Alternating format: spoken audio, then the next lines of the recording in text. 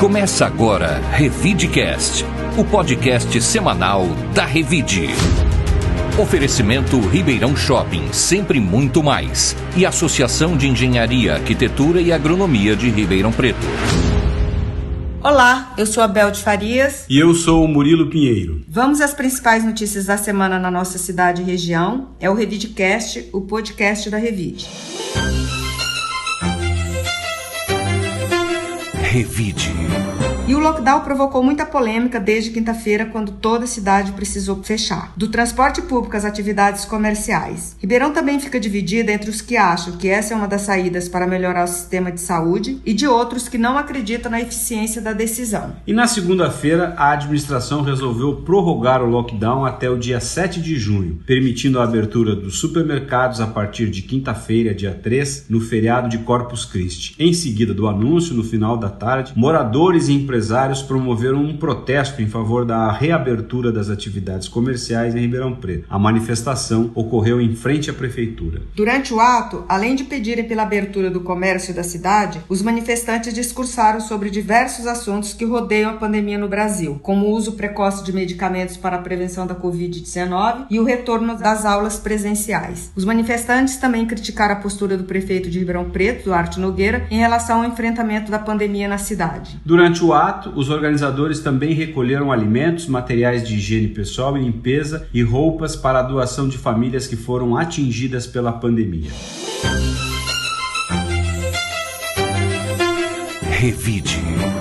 Agora vamos aos números da pandemia no Brasil. Segundo o boletim do consórcio de imprensa de quarta-feira, dia 2, já são 467.702 mortes, 16.717.687 casos confirmados da Covid-19. Em Ribeirão Preto já foram confirmadas 80.927 casos de pessoas infectadas pelo coronavírus e 2.209 foram a óbito, segundo os dados atualizados pela Secretaria Municipal da Saúde. Agora sobre a vacinação. Ribeirão Preto aplicou 261.530 doses da vacina contra o coronavírus. São 170.539 pessoas que receberam a primeira dose e 90.991 delas concluíram o processo de imunização ao receberem também a segunda dose.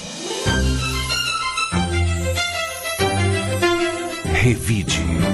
Uma boa notícia desta semana foi a divulgação pelo governo de São Paulo sobre os resultados da vacinação em massa de Serrana. O presidente do Instituto Butantan, Dimas Covas, falou sobre os resultados oficiais do Projeto S, estudo que teve início em fevereiro e foi finalizado em abril deste ano. A imunização com as duas doses fez os casos sintomáticos de Covid despencarem 80%, as internações caírem 86% e as mortes diminuírem 96% na cidade.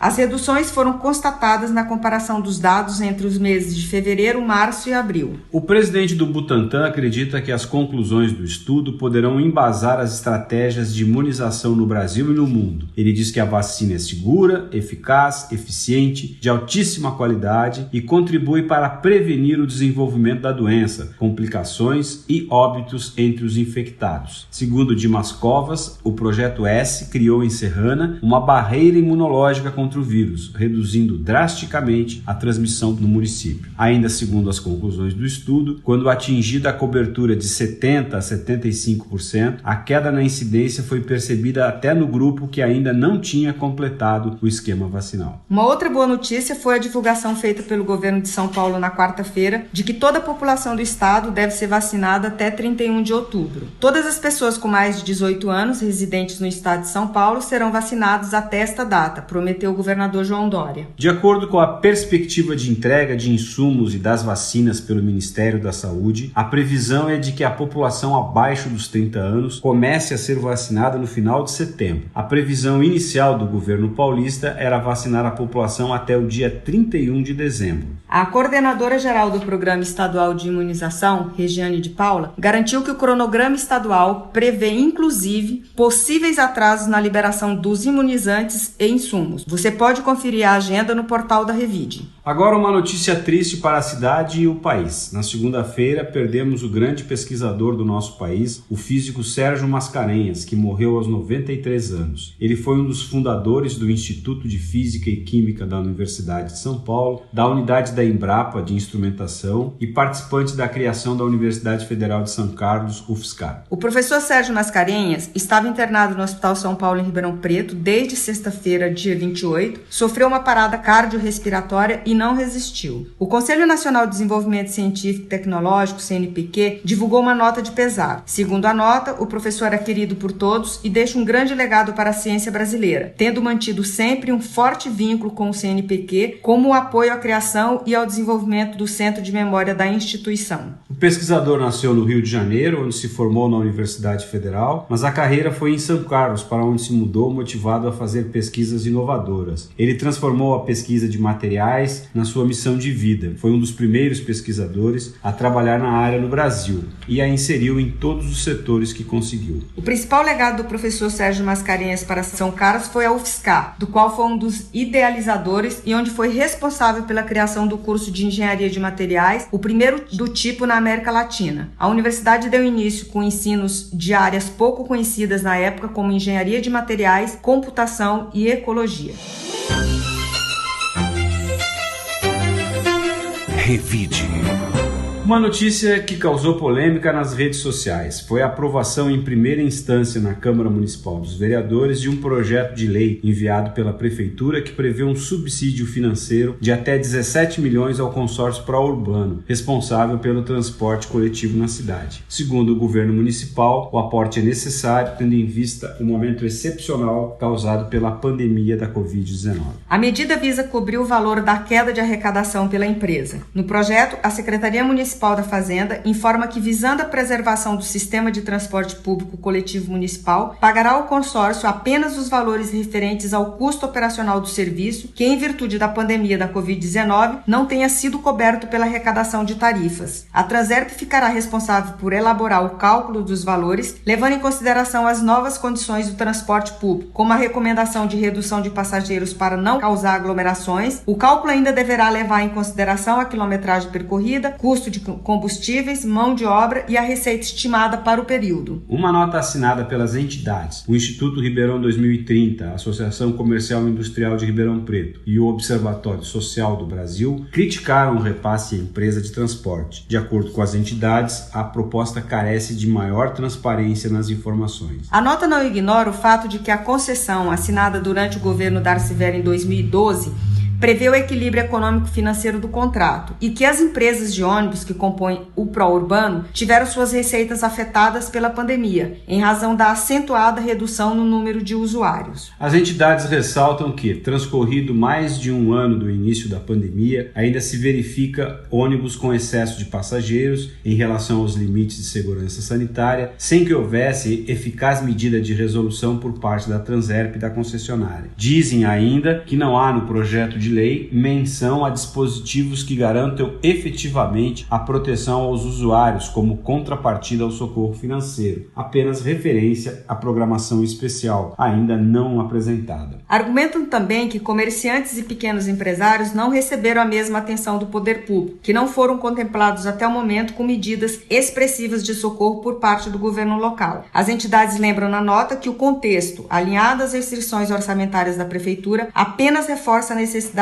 de ampla transparência nas informações que embasam o projeto de lei. Murilo, esse é um assunto bem espinhoso para a administração pública. Qual a avaliação que você faz sobre o assunto? A conta não fecha para o setor e essa é uma reclamação antiga sobre o valor da tarifa e sobre a qualidade da entrega do setor. Qual a solução para este problema? Você não acha que falta transparência nessa discussão? Essa é uma questão bem polêmica e estratégica para uma cidade, né? Na verdade, todo mundo tem um pouco de razão, né? Os comerciantes, por exemplo, que reclamam que o pró-urbano foi o único setor aí, né, contemplado com um volume de recursos grande e que outros setores da economia também precisavam, foram muito afetados durante a pandemia. Também é verdade, né, que o contrato se desequilibrou, até porque parou o repasse da tarifa dos estudantes, o movimento caiu, né, e certamente houve esse desequilíbrio contratual. Eu também já vi experiências de cidades que ficam sem transporte coletivo e posso garantir que é uma experiência muito muito ruim. Ninguém suporta, uma cidade não suporta um colapso no sistema de transporte. Eu acho que os recursos até poderiam ser repassados.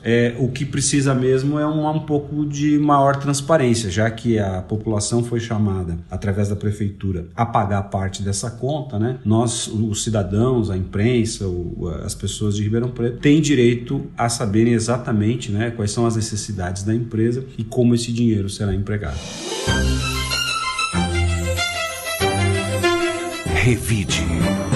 Agora vamos ouvir o nosso repórter Paulo Apolinário para nos contar as novidades na política. Oi, Bel. Oi, Murilo. Queria trazer mais algumas informações sobre o transporte público na cidade. A primeira ainda em relação à aprovação do projeto de repasse à pró-urbana. A votação foi bem apertada, foram 12 votos favoráveis e 10 contrários. E a maioria dos vereadores que negaram o projeto alegavam que o consórcio não entregou ou demorou muito a entregar as melhorias e serviços previstos em contrato, como uma frota com número adequado de veículos e pontos de ônibus cobertos pela cidade. Por outro lado, os parlamentares que foram favoráveis declararam que, por se tratar de uma antecipação, o valor seria descontado em um possível reajuste do contrato. Além disso, eles garantem que, se não fosse por esse repasse, a cidade correria o risco de ficar sem o transporte público. E outro fato que chamou atenção nessa sessão foi a fala do vereador Lincoln Fernandes, do PDT. O parlamentar mostrou um boletim de ocorrência que ele abriu contra uma pessoa que o teria ameaçado de morte nas redes sociais. Fernandes leu o comentário de uma pessoa que seria um suposto motorista de ônibus que o teria ameaçado antes da votação. E o segundo tema que eu trago é um que foi publicado na tarde de quarta-feira no Diário Oficial do município. A Prefeitura de Ribeirão Preto vai repassar 7 milhões para a Transerp. O repasse atende a uma decisão liminar em ação movida no ano passado pelo Sindiviários. A ação do sindicato foi impetrada por conta do atraso do pagamento do salário referente ao mês de junho de 2020.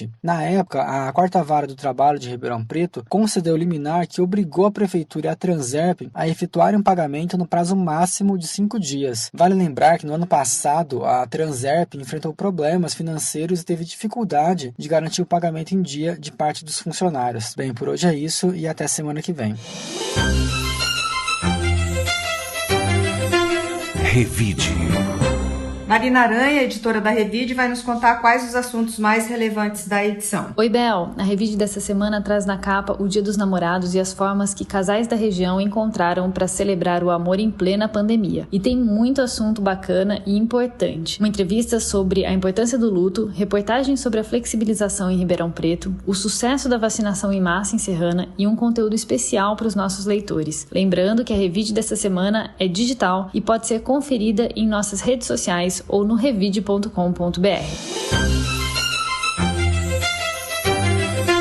Revide.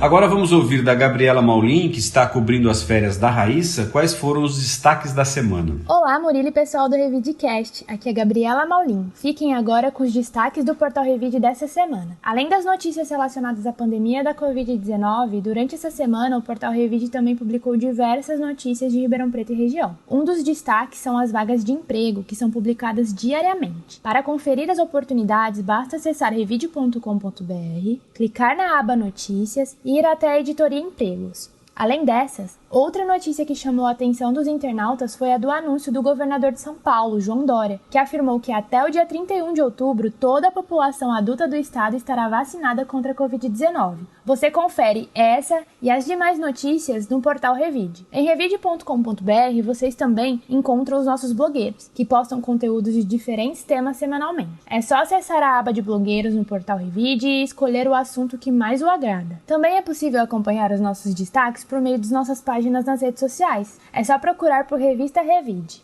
Agora venho fazer um convite aos nossos ouvintes. A Revide também está no Telegram e vem compartilhando o conteúdo do portal e da revista por meio desse canal. Para ter acesso à Revide nessa plataforma, basta acessar o link que está disponível no nosso Instagram e clicar na opção Telegram. Vocês serão muito bem-vindos. Por hoje é só, pessoal. Até a próxima semana.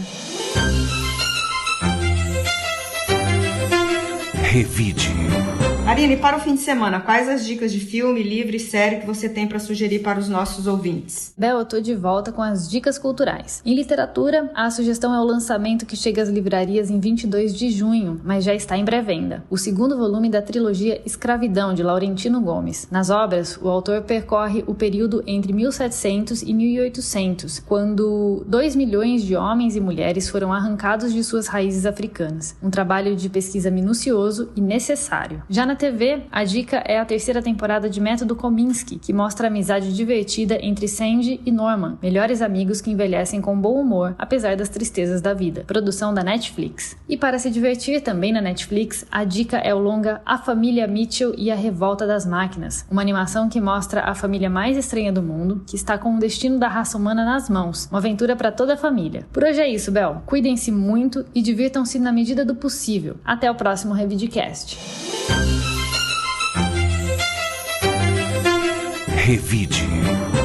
E antes de encerrar, a arquiteta Mirelle Dino vai trazer as últimas novidades da Associação de Engenharia, Arquitetura e Agronomia de Ribeirão Preto, o mais novo parceiro do Revidcast.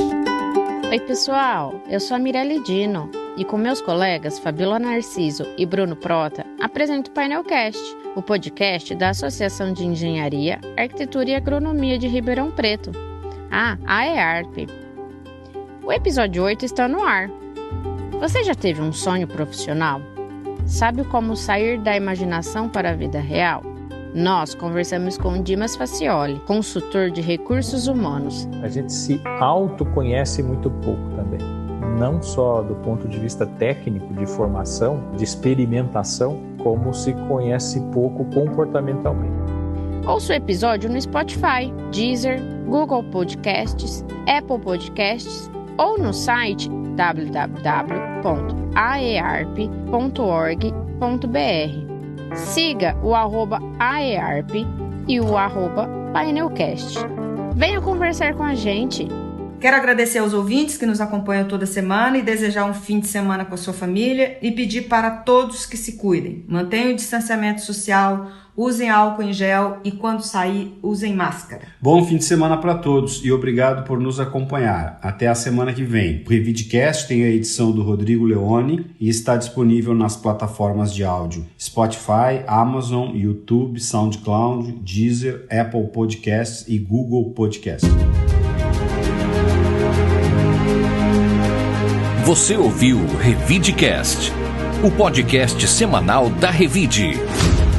Oferecimento Ribeirão Shopping, sempre muito mais. E Associação de Engenharia, Arquitetura e Agronomia de Ribeirão Preto. Informação de qualidade tem valor. Incentive o bom jornalismo.